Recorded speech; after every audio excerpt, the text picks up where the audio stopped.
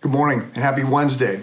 We are continuing with our reflections on Hebrews 9:27, which has been about death and judgment. It's pointed to a person wants to die and after that to face judgment.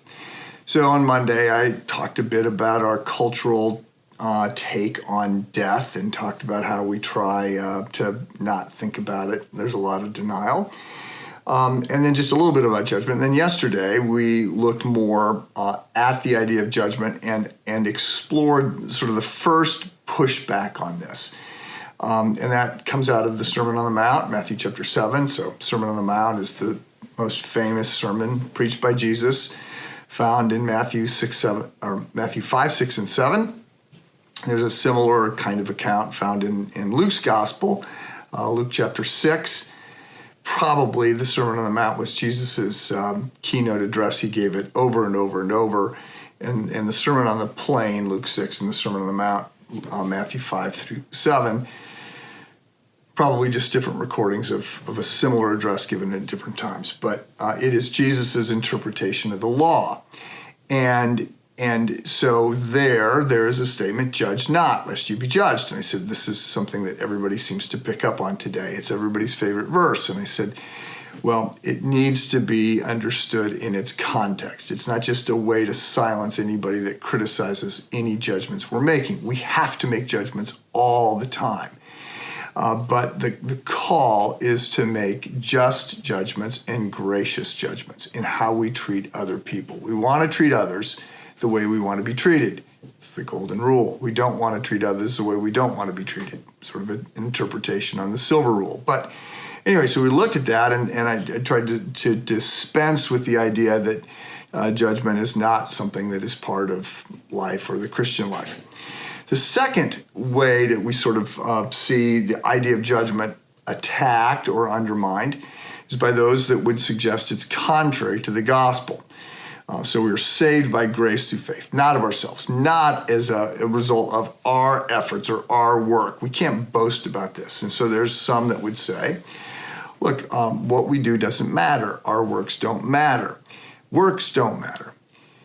Well, there's a sense in which this is true. We are saved on the basis of, not on the basis of our works. No, we're saved on the basis of works. It's Christ's work on the cross, Christ's substitutionary death in our place. So the great transfer, 2 Corinthians 5:21 talks about the fact that when we come to faith in Christ, we are giving him, we transfer our sin to his account. He transfers his righteousness to our account. And so we are saved by works. It's just not our works. It's an alien righteousness. It comes to us through Christ. So works count, but not our works. However, that is for us to enter into a relationship with God that doesn't speak about our eternal reward. And so there's a number of places where it is quite clear that we are going to be held accountable for what we do. Every thought, word, and deed. In 1 Corinthians chapter 3, verse 12, it says, now, if any person builds upon the foundation with gold, silver, precious stones, builds upon the foundation with gold, silver, precious stones, wood, hay, straw. Each person's work will become evident, for the day will show it, because it is to be revealed with fire, and the fire itself will test the quality of each person's work. If any man's work which he has built upon remains, he shall receive a reward. If any person's work is burned up, they shall suffer loss, but they themselves shall be saved, yet through the fire. So, look, we are going to be held accountable for everything we do and don't do, for everything we say and don't say, for everything we think and don't think. We are accountable. We will be judged by a perfect judge. And our reward in heaven or punishment in hell is based on how we live. Now, if you think about this, there's a part of you that should say, yes, I like the idea of judgment because I see bad people getting away with bad things. And I want to think that there is a just, all-knowing judge who will hold them accountable.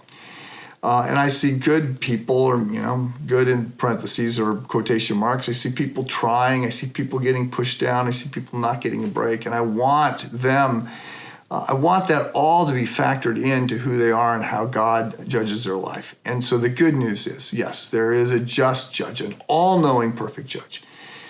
But this ought to also, if you feel like, yeah, I want there to be judgment, I want there to be a just judge because I want what I deserve, I would suggest that you need to do more reflection on the Sermon on the Mount, because if you think about it, I don't want justice.